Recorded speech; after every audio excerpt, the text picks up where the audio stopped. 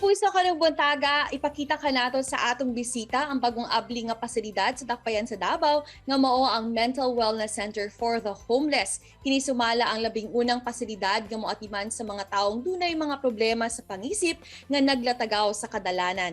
Unsa ba ka ang ilang mga ginatanyag nga mga serbisyo kana atong sayron gikan mismo mga kapuso kay Dr. Annaliza Malubay. Good morning, Doc, ug welcome dito sa At Home with GMA Regional TV. So good morning, attorney, sa tanang mga viewers sa At Home with GMA Regional TV. Salamat sa pag-imbita sa ako.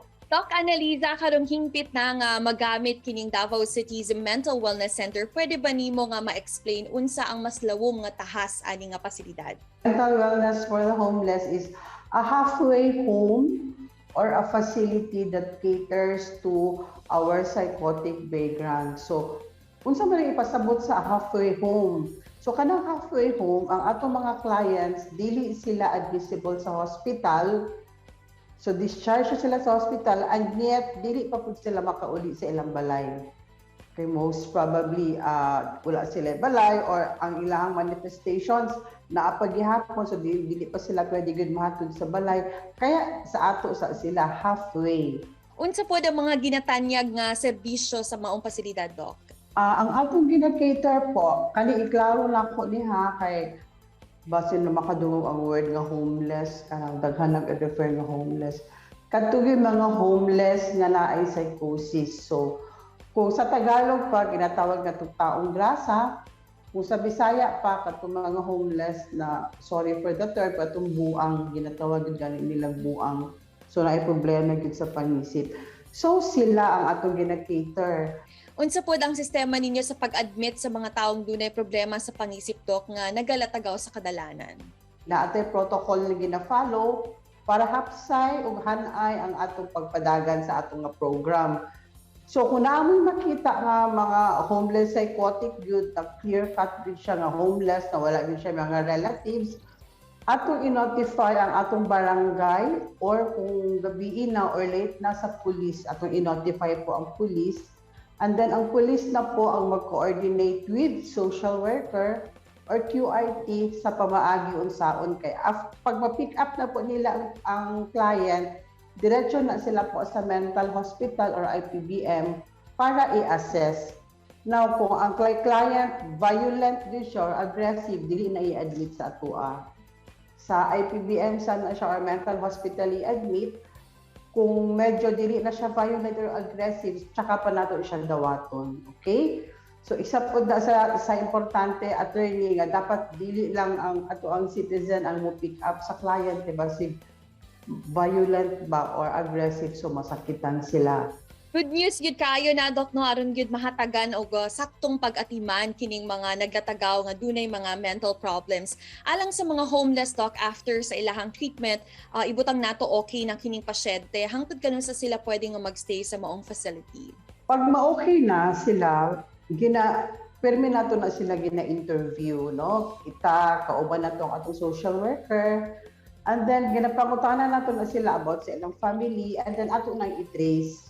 Now, kung matrace na po nato sila, ato na silang iuli kung taga-asa man sila. Like, naalamin mga pasyente nga napauli na nasa Cotabato, naalamin nahatod sa Baganga.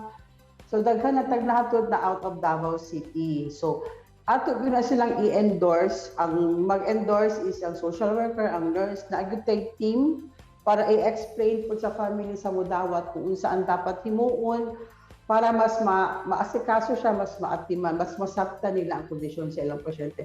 Team good na ang endorser, gikan sa tuahan kung sa ilang family. Pero for now, unfortunately, naapupwite mga ubay-ubay pa nga pasyente nga dugay na sa tuang, pwede na po i-discharge. Apan pag-trace nato, wala na ilang mga families or what. So, isa pa na sa mga challenges nato karon. How about mga programs, Doc, unsa mga post-treatment program nga gihanyag sa inyong buhatan alang sa mga maayo na ng mga pasyente knowing nga homeless sila, wala sila balay nga kaulian, wala pud sila mga banay nga dangpanan? Sa pagkakaroon, so unsa mga services nga nahatag sa ila. So aside from the basic needs, food, shelter, clothing, natay mga program na makatabang sa ilang well-being. So every day, attorney, naatay mga activities po, like sa morning, Zumba and exercise or sports. And then after that, gina-rotate na to arts. So, mga scrapbook, coloring, drawing, or naga-games punta para ma-improve ilang socialization.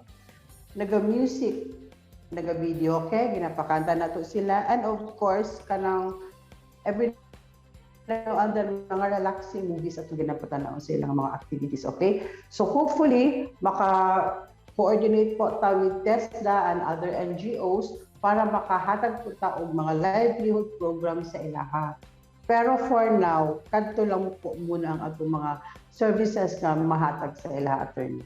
Good news kayo na, Doc, no? Kay masinati na nila that they are safe and protected. Sa karon ba, Doc, kumusta po sila dira karon? Attorney, sa pagkakaroon, gikan din sa buhangin, no? Temporarily ni dito sa sulod sa Police Station 5. Kung i-compare mo karon, mas better ilang kuan karon kay mas dako ang facility. And then so gated man siya. So pwede na ta makahatag og outdoor activities sa ilaha like gardening, outdoor sports, pwede na because basta ko ang space diri. So, basta sa akong assessment, mas ganahan sila diri kay mas dako po ng ilahang room. Compare nato sa atong dating facility. And by the way, attorney, for now, since nag-open tanaan na tayo mga 85 admissions po, and sa 85, naka-discharge na tayo mga 60. So, ubay-ubay na po ta since nag-start.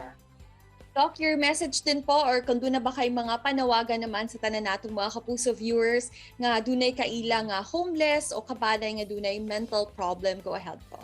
Okay po, sa atong mga kapuso viewers na naay mga kaila nga naay mental problem, sa akong na-observe dire, pag ma-assess lang yun silang tarong, kung matagaan silang tambal everyday, na a good improvement. Dili man sila mahimong 100% functional, pero basically mag-improve din sila. So, dili po ikaulaw na at relatives or what na ay mental problem. Mas better po kung ipa-assess nato sila as early as possible. No, kung naa po tayo makita ng mga homeless na naalang sa kalsada, please po i-notify ang barangay or ang police and never po kamo mismo muduol kay basig mag-violent siya later or masakitan mo. So ang proper protocol po is notify the police or the barangay para sila na po ang pick up sa patient po. Daghang salamat, attorney. Alright, ako gyud kaayo ang tabang aning inisyatibo, Doc, no, and please continue sa paghatag pud kanila og mga serbisyo og proteksyon. Daghan kaayong salamat to the center head, Dr. Annalisa Malubay, for your time, Doc. Thank you very much and God bless you. Okay, God bless, attorney. Salamat. Kini ang At Home with GMA Regional TV.